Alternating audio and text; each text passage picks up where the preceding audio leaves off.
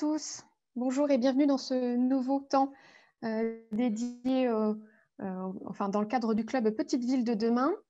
Avant d'évoquer le sujet qui nous réunit aujourd'hui, je voulais vous informer de quelques informations pratiques. Donc, on est aujourd'hui réunis pour une durée d'1 heure jusqu'à 12h30 environ. On est aujourd'hui sur une session un petit peu particulière puisque nous avons prévu pour vous un temps d'échange en plénière et puis un second temps dans des salles interactives pour pouvoir échanger plus en détail avec nos intervenants. Pour cette seconde séquence, nous vous adresserons les coordonnées d'un second lien Zoom pour vous inviter à pouvoir accéder à ces différentes salles. Donc, pas d'inquiétude, on évoquera ça tout à l'heure en temps voulu. Sur la partie plénière, pour vous indiquer également que vous pouvez poser vos questions à travers l'onglet questions-réponses et on s'attachera à pouvoir y répondre soit par écrit, soit oralement, par l'intermédiaire notamment de nos intervenants. Je vous indique également que cette section elle est enregistrée et elle sera disponible en replay dès la semaine prochaine. Donc, merci encore de participer à cette première séquence interactive du Club Petite Ville de demain. Aujourd'hui, on est réunis pour évoquer la question de l'habitat et en particulier la question de la stratégie, comment l'établir et utiliser les bons outils. Donc, il s'agit, je vous le disais, de la première séquence technique thématique de cette semaine dédiée à l'habitat. Certains d'entre vous ont d'ailleurs peut-être pu assister à ce temps d'introduction lundi soir dans lequel est intervenu notamment Emmanuel Vargon. Donc, cette semaine, elle est co-construite avec l'Agence nationale de l'habitat, donc l'ANA, la Direction générale de l'aménagement du logement et de la nature, la DGALN, et puis également avec la contribution du ministère de la Culture. Et vous verrez que nous sommes aujourd'hui accompagnés de l'architecte des bâtiments de France qui a accompagné Guingamp dans sa démarche. Je laisserai tout d'abord la parole à Monsieur le maire de Guingamp, Philippe Le Goff, avant de passer la parole à David Labouré, donc de la direction de l'habitat, de l'urbanisme et du patrimoine au ministère de la Transition écologique, qui abordera avec vous les questions qu'il faut se poser en matière d'habitat, avant ensuite de laisser la parole à Céline Cassouret de l'ANA, qui évoquera avec vous le panorama des outils que l'ANA vous offre et qui sont à votre disposition. Donc, merci encore à tous les intervenants. Je passe dès maintenant la parole à Monsieur Le Goff, donc maire de Guingamp, pour qu'il puisse évoquer son expérience, sa stratégie en matière d'habitat et puis comment finalement l'OPARU a pu répondre aux besoins locaux. Monsieur le maire, je vous en prie. Et bonjour à toutes et à tous. Ravi de me présenter devant vous pour faire une présentation de la stratégie qu'on a pu adopter et porter sur la ville de Guingamp.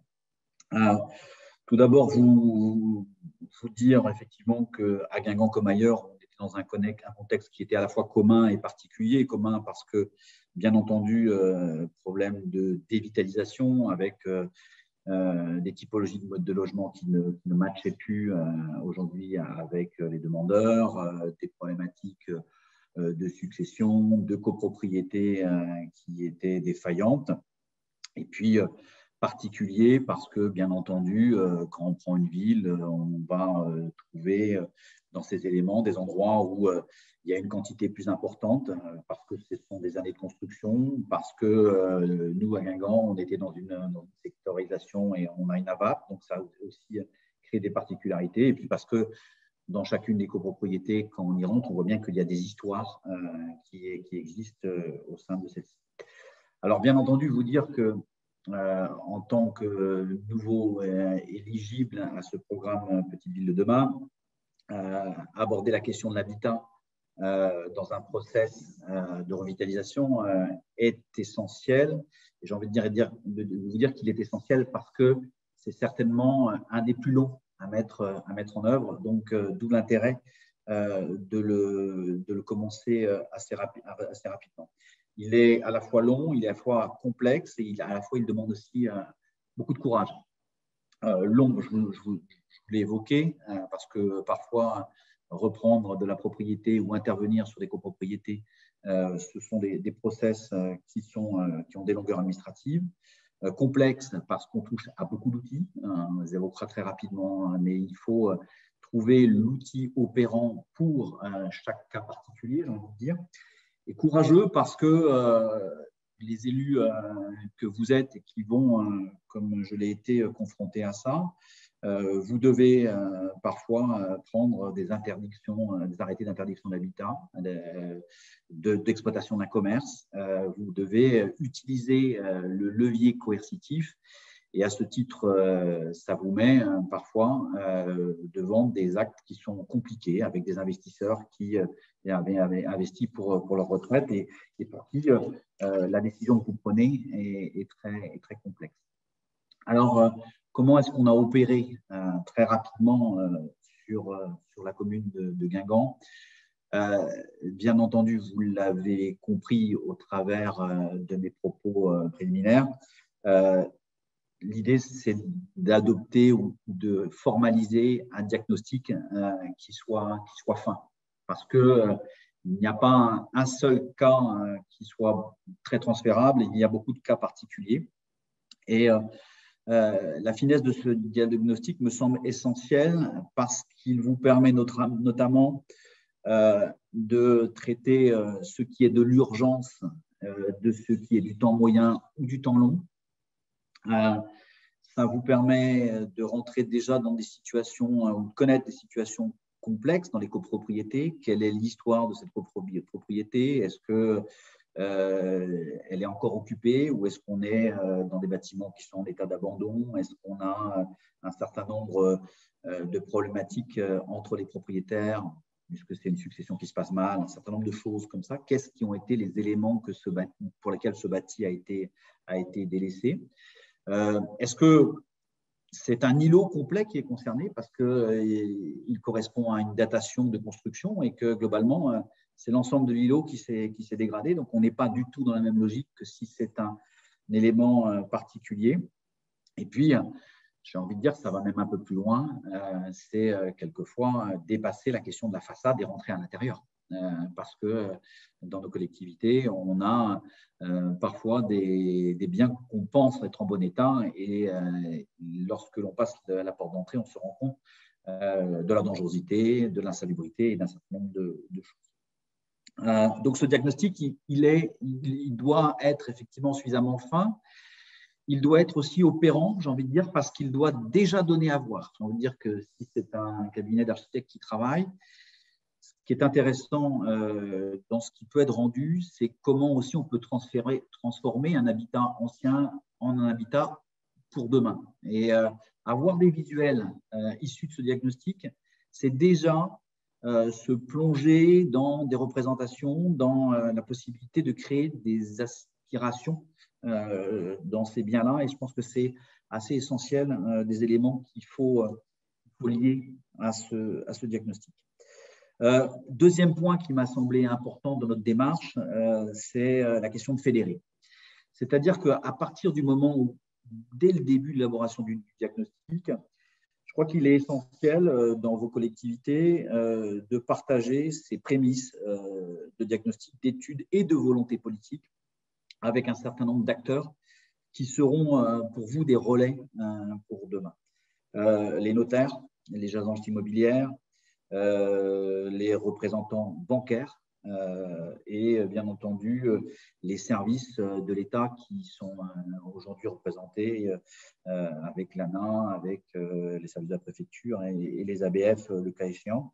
Parce que fédérer, c'est déjà mettre tout le monde en mouvement, c'est faire aussi montrer quelque part à votre population qu'il y a quelque chose qui est en train de se réaliser sur la question de l'habitat, parce que je crois que toutes ces politiques n'ont comme vertu que de faire en sorte qu'elles se portent après par elles-mêmes en autonomie, parce qu'il y a de l'intérêt, parce qu'il y a de l'attrait, parce que les représentations ont pu changer sur la collectivité. Donc, c'est aussi, dans cette notion de fédérer, c'est se dire que cet échange avec ces acteurs locaux, et nous on a pu le voir, peuvent mettre en évidence que des investisseurs, on imagine venus souvent d'ailleurs, sont peut-être des investisseurs de territoire. Et peut-être que vous avez un certain nombre d'investisseurs du territoire qui sont certainement les mieux placés pour investir dans la rénovation du bâti ancien. et les banques les connaissent, les notaires les connaissent, et ça, c'est plutôt quelque chose qui me semble intéressant. C'est aussi montrer peut-être à ces gens qui travaillent dans l'immobilier que les ratios qui existent entre l'achat et la rénovation sur votre collectivité est peut-être tout aussi intéressant que dans une métropole, parce que la rentabilité, contrairement à ce qu'on pense, est assez intéressante. Et puis, c'est leur faire connaître pour certains, tous les outils qui existent au niveau des outils fiscaux. Si vous êtes en ZPUP avec du Malraux, avec du Denormandie lié aux ORT, c'est porter à connaissance notamment de ces organismes tout ce qui se passe, et c'est leur permettre de se projeter. Donc, fédérer, à mon avis, est la deuxième étape qui vous permet à la fois d'être connu, de créer ce réseau. J'aurais même envie de vous dire que peut-être, et quand je prends le retour d'expérience de la ville de Guingamp, aller vers un opérateur social est plutôt aussi quelque chose d'intéressant parce que ça permet notamment par ce conventionnement d'avoir peut-être aussi à un moment donné cet outil pratique, parfois immobilier en tant que tel, au-delà des outils qui existent, des EPF, des SEM qui peuvent y avoir sur vos régions. Globalement, nous, sur Guingamp, on avait identifié à peu près une vingtaine de biens et qui ont été mis en évidence. Et à partir de ce moment-là, effectivement, on a mis en place une OPA CoPro, avec un conventionnement avec un opérateur qui est venu travailler pour nous. Alors là, on se situe au degré administratif de la communauté de communes ou de l'agglomération.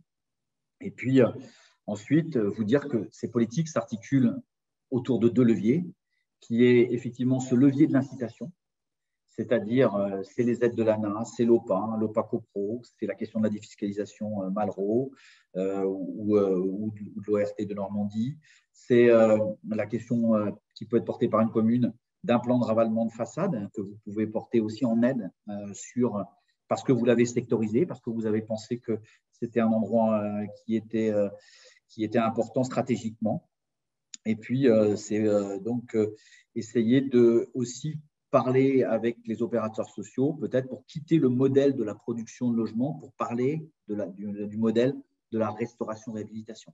Et là, on est véritablement sur ces initiatives qui sont plutôt volontaristes. Et puis, bien entendu, vous avez le pendant dont vous ne pourrez pas vous occulter, qui est le pendant, à mon avis, coercitif, qui pose, à mon avis, dès le départ, et c'est ce qu'on a fait, de la taxation sur les logements vacants, parce qu'on se dit que c'est un bien collectif et qu'à ce niveau-là, il y a des choses à faire.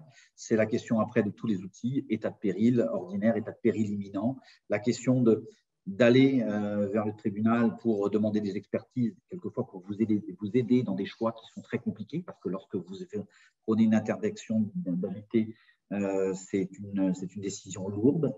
Et puis ensuite, une fois que vous avez mis en place cette ORI, opération de restauration immobilière, ben c'est bien entendu parfois aller jusqu'à l'expropriation. Alors aujourd'hui, c'est la Sainte-Vivien, mais effectivement, c'est la loi Vivien en tant que telle. Et justement, sortir de cette petite, c'est utiliser ces deux outils, un incitatif et un coercitif, parce que c'est une fois que ces outils coercitifs ont été mis en place quelque part juste au départ, ils permettent à chacun, notamment des propriétaires, de comprendre l'importance de leur bien immobilier et de savoir qu'ils ne pourront pas avoir de largesse par rapport à ça. Et pour terminer en conclusion, vous dire juste que la réussite, quelque part, de ces programmes, de cette OPA, est certainement, comme je l'évoquais tout à l'heure, de changer les représentations qu'il peut y avoir sur votre commune, de manière à ce que les investisseurs ensuite viennent naturellement parce qu'ils se disent il y a quelque chose qui est en train de se passer et à partir de ce moment-là, l'investisseur vient par opportunité et c'est plutôt ce cercle vertueux qui doit se mettre en place. J'ai souvent tendance à dire qu'il faut dessiner la carte postale pour que les gens se projettent dedans et c'est comme ça qu'une fois que ce modèle est plutôt initié, et ça fait plutôt un cercle vertueux qui se met en place. Voilà pour ma présentation dans un temps limité. J'espère ne pas avoir été trop jargonneux et pas vous avoir apporté trop de densité par rapport à ça et avoir essayé d'être très clair dans mes propos. Merci, monsieur le maire. Alors, nous avons effectivement quelques questions. La première que je me permets de relayer, c'est: y aurait-il un intérêt, et du coup l'avez-vous fait, de créer un comité de pilotage entre les habitants et les professionnels que vous avez pu citer? Il y a sûrement un intérêt. Je pense que les stratégies là peuvent être développées de manière très différente. Entre les habitants, je ne sais pas. J'ai envie de dire qu'entre les occupants d'une unité foncière, certainement. Parce que je crois que dans ce type de format, il faut toujours se dire qu'on est souvent sur un format opérationnel et parler la langue des personnes à qui on s'adresse. Donc, c'est-à-dire, on ne peut avoir dans un copil où on prendrait trop d'habitants, à mon avis, trop de visions différentes et on s'éparpillerait dans la gestion opérationnelle des problématiques in situ des uns et des autres. Donc, j'ai envie de dire, initier le participatif, certainement, parce que ça a tout le sens de la compréhension, mais en se disant bien que ça se décline plutôt en microcosme opérationnel. Très bien, merci. Autre question, depuis combien de temps vous êtes entré dans cette démarche? Alors, globalement, on est entré, nous, parce qu'on a fait partie des collectivités qui ont été retenues à l'AMI en 2014. Donc, on a à peu près 7 ans de retour d'expérience par rapport à ça. On a été une collectivité, et, je vous le dis parce qu'on a été très offensif sur toutes ces politiques. On s'est donné un timing très serré, même sur les diagnostics. C'est-à-dire que les diagnostics, ils ne devaient pas dépasser entre 6 et 8 mois.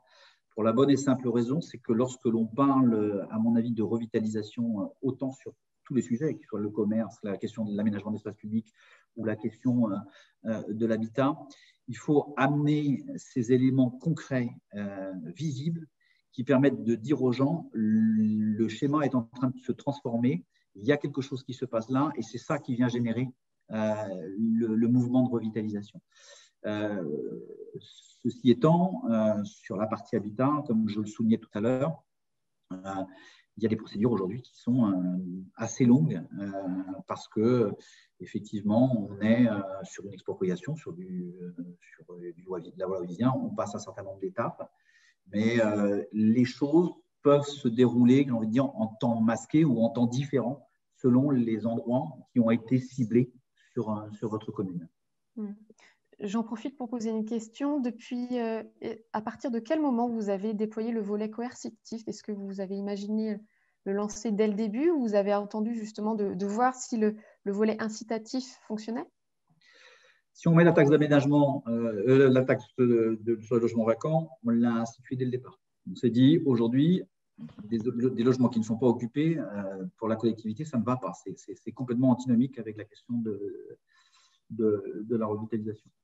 En revanche, on s'est dit aussi, la partie incitative doit être celle qui doit prévaloir, parce qu'elle n'a de sens, en fin de compte, le coercitif ne prendra de sens que si on a déjà des outils qui sont formalisés, qui permettent de raconter une histoire sur la réhabilitation d'un bien. Donc, tout ce qui était les OPA ont été mis en œuvre. Mais on n'a pas été davantage dans le coercitif, hormis, on imagine bien effectivement un arrêté de péril imminent parce qu'il y a un danger, mais on n'a pas été plus en amont sur la partie coercitive dans ce premier temps.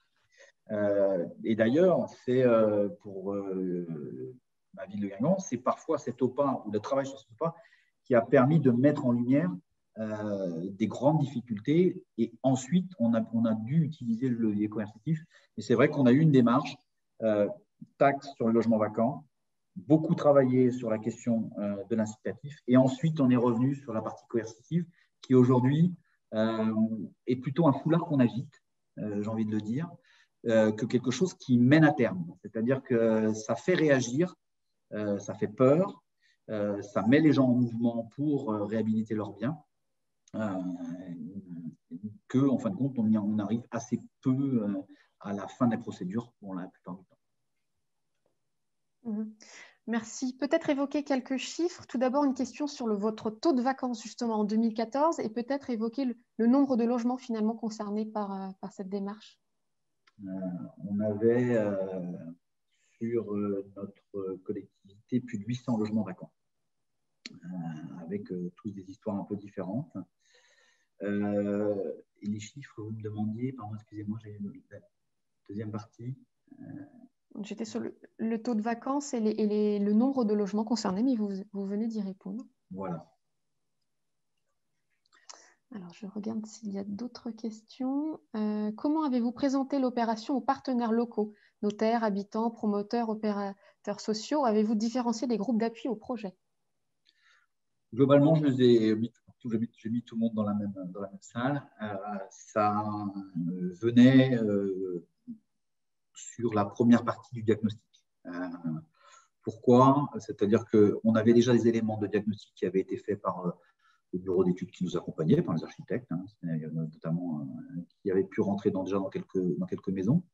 Ça permettait de donner un caractère concret en fin de compte, aujourd'hui à l'opération. Donc voilà un petit peu comment est-ce qu'on a opéré. C'est que cette réunion qui avait la double volonté, effectivement, donner de la lecture des intentions politiques, donner le canevas aujourd'hui des outils qui peuvent exister. C'est toujours assez utile parce que même si toutes ces personnes travaillent dans le milieu immobilier, ben parfois elles ne se connaissent pas. Et ça permet de retisser aussi des liens entre eux et de pouvoir recomposer aussi un discours parce qu'eux aussi ont un retour de terrain qui vient réabonder un petit peu votre diagnostic. Et c'est là où ce mode itératif peut être intéressant durant le diagnostic. Alors, je reviens du coup sur le chiffre des 800. Il m'est demandé de vous questionner sur finalement quel taux cela représentait de vacances au sein de votre commune sur un ordre de grandeur. Je n'ai pas le chiffre exact, mais on devait être à 12% de vacances. D'accord. Est-ce que vous pouvez aussi revenir sur les moyens financiers que cela a impliqué pour la commune et éventuellement l'Interco? Donc, c'était porté pour une grande partie sur les lopins liés aujourd'hui par la communauté de communes. Alors, on a la particularité, nous, d'être passé dans les fourches codines de la loi NOTRe, mais c'était une communauté de communes qui le portait à l'époque et on est dans une agglomération. À l'époque, ça correspondait à un PLH qui devait être de 3 millions d'euros par an. Aujourd'hui, on est arrivé sur un PLH qui correspond à 10 millions d'euros. C'est financièrement pour la collectivité, j'ai envie de dire aujourd'hui, quand on prend toutes les procédures qui sont en place, c'est quelque chose auquel on consacre environ entre 50 et 70 000 euros, peut-être par an. Et sur le diagnostic qui a été porté pour arriver à ça et déboucher en fin de compte sur une OPA, on avait un diagnostic qui devait être évalué, qui prenait tous les éléments, notamment commerce, habitat, espace public, qui devait se situer à moins de 50 000 euros. Voilà pour quelques chiffres, je ne suis peut-être pas forcément très formaliste là-dessus. Il y a encore pas mal d'autres questions. Je vais peut-être en prendre une dernière pour faire la transition avec les interventions passées. Les questions qui ont été posées et qui n'ont pas encore de réponse pourront vous être posées du coup, dans la salle dédiée au sujet. Les questions concerneraient du coup sur les financements côté ANA. Est-ce que la ville a financé les travaux et si oui, à quelle hauteur? Globalement, la ville n'a pas financé de travaux. Les seuls travaux qu'on finance, en fin de compte, c'est souvent, on pourra évoquer, hein, c'est des bâtis qui sont complètement en délaissement. C'est-à-dire que le bâti en état manifeste d'abandon, c'est la succession, en fin de compte, avec les renonciations. Aujourd'hui, c'est ce qu'on engage. Et c'est l'autre partie sur laquelle on investit aujourd'hui, c'est effectivement les plans de ravalement qui sont liés à la commune. Autrement, l'idée, et on rentre là un petit peu dans la mécanique d'un PLH, c'est de se dire que pour être éligible effectivement aux subventions, notamment de l'ANA, c'est d'avoir un opérateur social. Et à ce titre-là, c'est de se poser la question comment, dans un PLH, une agglomération, une communauté de communes, il y a une aide au déficit foncier qui vient être apportée, sachant que l'ANA peut apporter son volet sur ce sujet. Et puis, c'est rentrer quelque part dans le financement, c'est ce que j'évoquais tout à l'heure, le financement des communautés de communes ou des agglomérations auprès des opérateurs sur le déficit foncier, des opérateurs sociaux, pour qu'ils puissent sortir un équilibre d'opération. L'idée, c'est de se dire, voilà, cette opération vous coûte tant, l'emprunt représente pour mettre ce bâtiment à neuf autant, vous l'amortissez sur X années, et donc, combien est-ce qu'il manque pour que les choses se fassent. Alors parfois, c'est peut-être toutes les études d'ingénierie qui se font avant, qui peuvent être portées EPF, le cas échéant. Mais voilà où est-ce qu'on se situe. Pour une commune en tant que telle, c'est vrai que, et c'est pour ça qu'on parlait tout à l'heure d'échanger et de fédérer, la place de l'interco là-dessus est assez importante. Très bien, merci beaucoup, Monsieur le maire. Je vous propose de passer maintenant la parole à David Labouré qui va évoquer les questions à se poser en matière d'habitat, les bonnes questions à se poser en matière d'habitat. Je t'en prie, David. Bonjour. Écoutez, c'est très intéressant d'entendre Monsieur le maire décrire une politique qui a visiblement mûri sur plusieurs mois. Moi, j'ai juste envie de reposer un tout petit peu les quelques questions et surtout les postures. Alors, est-ce que vous avez le PowerPoint qui peut être mis sur la première image? Merci. Alors, je pense que le nerf de la guerre, c'est de se poser les bonnes questions. C'est-à-dire, avant d'agir, il faut savoir sur quoi on agit. Et le maire l'a très bien rappelé, on ne va pas agir de la même manière selon les propriétaires qu'on a en face, selon les biens, etc. Donc, se poser les bonnes questions. Quand on a face à soi un îlot dégradé ou un quartier en déshérence ou quelques immeubles qui sont vacants, il faut d'abord savoir si c'est des causes locales ou si c'est des causes plus globales. Causes locales, ça peut être un glissement de terrain, des causes techniques, très terre-à-terre. Ou de l'obsolescence d'un bâti, par exemple des maisons qui sont très sombres, très denses, etc., et plus personne ne veut y habiter. Donc, mais on peut aussi avoir des causes globales. Des causes globales, ça peut être démographique, c'est-à-dire que selon le contexte dans lequel on est, si on est globalement dans une déprise démographique, c'est-à-dire que les habitants partent ou qu'il y a un taux de chômage très important, on ne va pas agir de la même manière. Bref, l'idée, c'est de mobiliser les bons outils de connaissance. Et pour mobiliser les bons outils de connaissance, quand on est maire, quand on est même technicien d'une ville, on n'y arrive pas tout seul. Et donc, le message un peu clé que j'ai envie de donner, c'est comment s'entourer des bonnes personnes. S'entourer des bonnes personnes, c'est identifier, alors dans un comité de pilotage, d'abord dans des réunions informelles et puis progressivement de plus en plus formelles, mais c'est avoir les bonnes personnes à ses côtés, d'abord pour avoir les sources d'infos. Les sources d'information, elles existent et elles sont même parfois gratuites, notamment les services déconcentrés de l'État ont énormément d'informations à partager. Donc, mettre les gens qui ont la source d'infos autour de la table.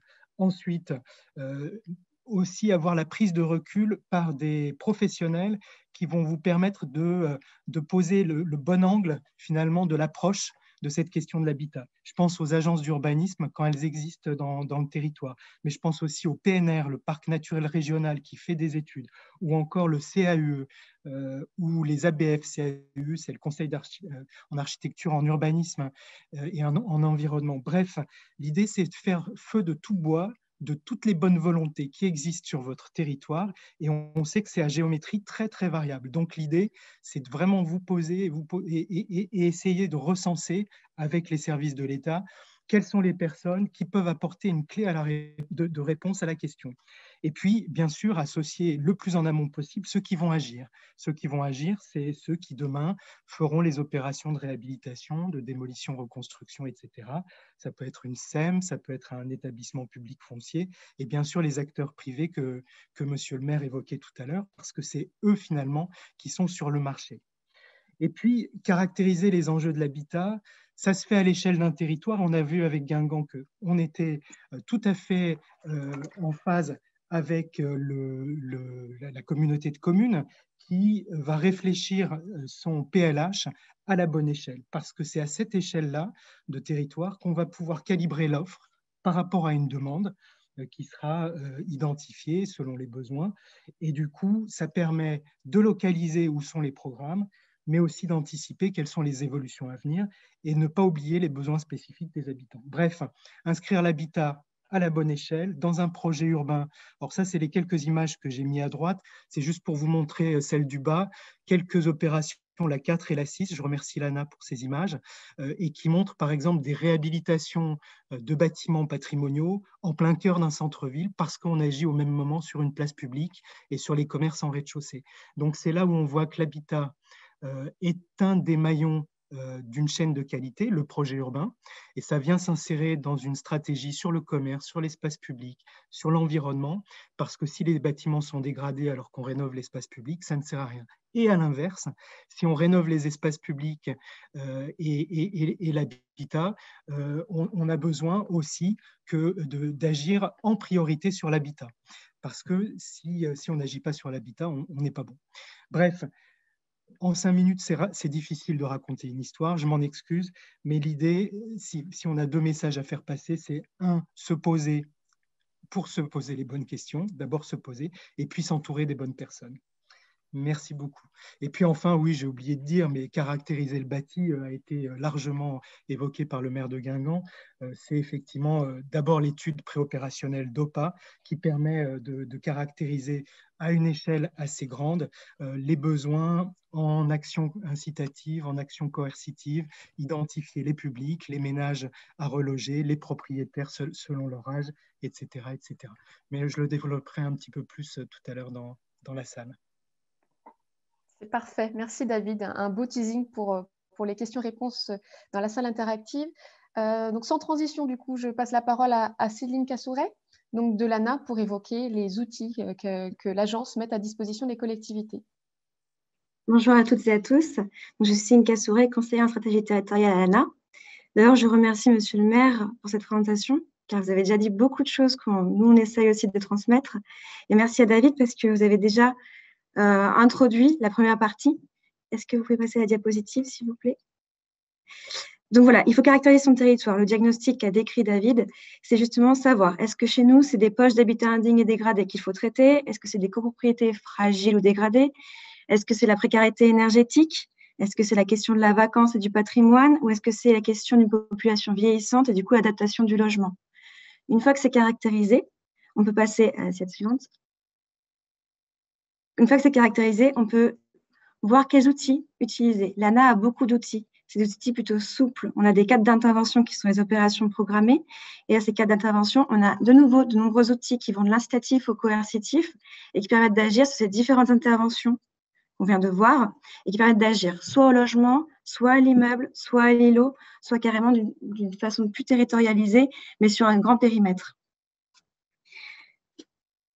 Donc, ce qu'il faut savoir, c'est qu'on a un choix à opérer en fonction de l'équilibre des priorités d'action, donc le traitement au logement, le traitement des copropriétés, le traitement de l'habitat insalubre, les actions incitatives et ou actions coercitives, selon l'évolution du projet. On peut commencer par l'incitatif et passer au coercitif. Dans tous les cas, il faut que ces interventions commencent assez tôt lors du déploiement du projet pour pouvoir avoir des effets sur la durée du programme. Donc, que ce soit le programme Centre-Bourg, que ce soit le programme Action Cœur de Ville, le programme Petite Ville de demain, ça demande un temps long pour avoir des effets visibles et un effet incitatif et un effet de levier sur le territoire. Et bien sûr, ça dépend aussi de la capacité financière et humaine de la collectivité. C'est aussi pour ça que la question de l'ingénierie est centrale et que l'ANA finance à la fois les chefferies de projet, les diagnostics, les études préopérationnelles. Elle permet aussi de financer des opérateurs pour accompagner les habitants, pour accompagner aussi les acteurs parapublics ou les acteurs privés dans la réhabilitation du patrimoine. Donc, on a un panel d'opérations possibles, des opérations standards comme les programmes d'intérêt généraux, les opérations programmées de l'habitat, qui peuvent être de renouvellement urbain, de revitalisation rurale, ou alors copropriété, comme ça a été le cas à Guingamp. On a aussi des opérations qui sont spécialisées sur la lutte de l'habitat indigne et qui peuvent prendre corps dans les opérations programmées de renouvellement urbain. Je vais bien passer à la diapositive suivante. Donc, en fait, il faut avoir une stratégie territoriale assez claire et qui est articulée aussi avec la stratégie territoriale de l'EPCI, du département et des communes voisines. On peut s'intégrer dans un volet renouvellement de l'habitat du programme d'intérêt général, comme avoir une opération programmée dédiée à son territoire si les thématiques sont très précises et très fortes. C'est bien sûr articulé avec l'ORT, l'opération de rénovation du territoire, et ça permet de déployer des outils qui sont donc soit au logement, outils incitatifs pour les propriétaires, bailleurs et occupants, soit à l'échelle de l'immeuble, la vente d'immeubles à rénover, le dispositif d'intervention immobilière et foncière, la maîtrise d'ouvrage d'infraction, soit à l'échelle de l'îlot, la résorption de l'habitat indigne. En tout cas, on a un panel d'outils qu'on va pouvoir vous présenter dans la salle numéro 1, il me semble, par la suite. Et on pourra bien sûr répondre à toutes vos questions plus précises sur ces outils-là. Donc, les opérations sont bien des cadres d'intervention dans lesquels on articule les outils. Et là, on voulait vous présenter des rénovations, un peu pour illustrer le propos de 3 interlocuteurs de ce matin, c'est-à-dire qu'on a des rénovations de logements, on a des rénovations de parties communes, on a des rénovations de copropriété, on a des rénovations de façades, comme on a des rénovations intérieures. On a aussi des interventions à l'immeuble dans le cas de propriétaires bailleurs, des interventions sur du patrimoine remarquable. Et en bas à droite, c'est une intervention en maîtrise d'ouvrage d'insertion qui permet de s'occuper parfois de points très durs sur le territoire, de bâtiments remarquables qui ont besoin d'une intervention globale. Pour finir, comme c'est des outils qui ne sont pas faciles toujours à prendre en main, qui demandent une intervention parfois longue et aussi une connaissance juridique et technique assez élevée, donc on aide à l'ingénierie, mais on a aussi bien sûr l'ANA décentralisée, c'est-à-dire les services de l'État, les collectivités, les DTM et les DRIAL qui peuvent vous accompagner. Et nous, les conseillers en stratégie territoriale au sein de l'ANA, qui pouvons également répondre à vos questions. Je vous remercie, j'espère que j'ai tenu les 5 minutes.